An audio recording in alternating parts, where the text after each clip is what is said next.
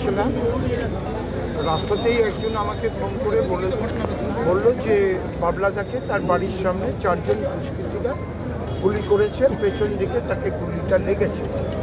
ওখান থেকেই আমি একদম সোজাসুজি হসপিটালে ঢুকি। তখন ইমার্জেন্সি থেকে তাকে এখানে নিয়ে আসা হয় ওটিতে।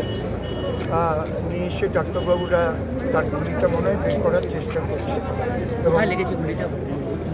আমি যেটুকু দেখতে পেলাম, পেছন ঘাড়ের দিকে 4টি গুলি তাকে লক্ষ্য করে মেরেছে।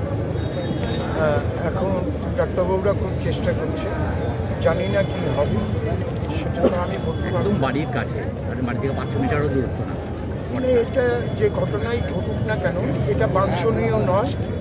আর এরকম যদি ঘটনা ঘটে তাহলে আমরা জনপ্রতিনিধিরাও তো নিরাপত্তার অভাবে, তাই না?